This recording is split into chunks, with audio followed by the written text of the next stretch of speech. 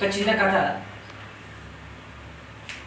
అయితే ఒక అమ్మాయి, హిందూ అమ్మాయి, ఒక ముస్లిం అబ్బాయిని ప్రేమించి పెళ్లి చేసుకుంటారు.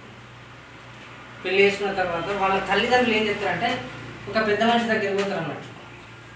ముస్లిం వాళ్ళని ఒప్పించి మా అమ్మాయిని తీసుకురా, నేను మా అమ్మాయికి హిందూ ధర్మంగానే పెళ్లి చేద్దాం అనుకుంటున్నాను చెప్తారు.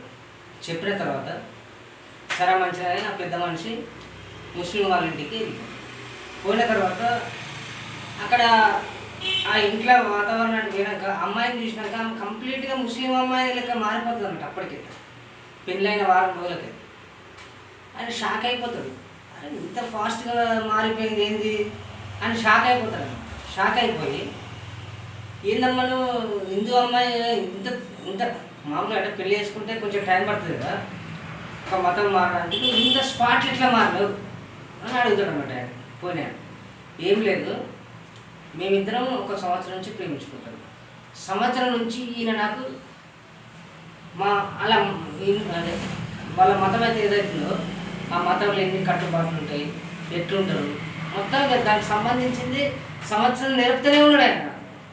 బురికేసుకోవాలి, మంచిగా ఉండాలి అనేది అవన్నీ చెప్తాడు, నీతిగా చెప్తాడు కానీ చెప్తాడు అన్నట్టు.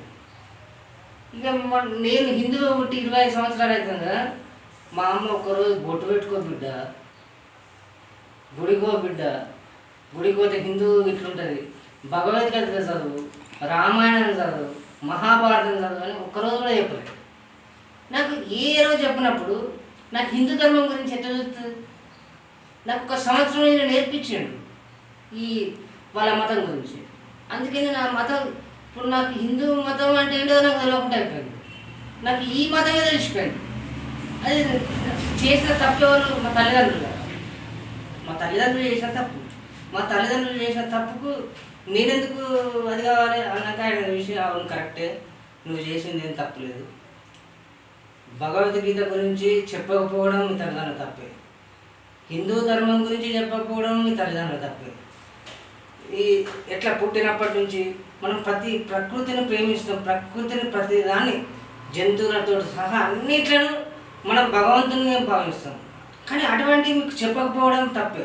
ఎప్పుడు చీరల గురించి, బట్టలు వేసుకోవడం గురించి, జీన్ ప్యాంట్ల గురించి, టీషర్ట్ల గురించి, బడికి పోవడం గురించి, కాలేజీకి పోవడం గురించి, ర్యాంకుల గురించి, వీటి గురించే మనం చెప్పుకుంటున్నాం తప్ప హిందూ ధర్మం గురించి ఒక్కరోజు కూడా చెప్పుకోకపోవడం వల్ల ఇట్లా అయిందని అర్థం చేసుకోవాలని ఆ ముస్లిం వాళ్ళ ఇంట్లోకి వెళ్ళి ఇక ఆమె చేసుకున్న తప్పేం కదా, మతం మారింది, ఆమె అందులో కరెక్ట్ అట్లా సెట్ అయిపోయింది నాకు అని వచ్చి ఇంటికి వచ్చి వెళ్ళిపోతారు అన్నమాట. అంటే మన ధర్మాన్ని మనమే మన పిల్లలకు ఏది బోధించలేక మనకు మనమే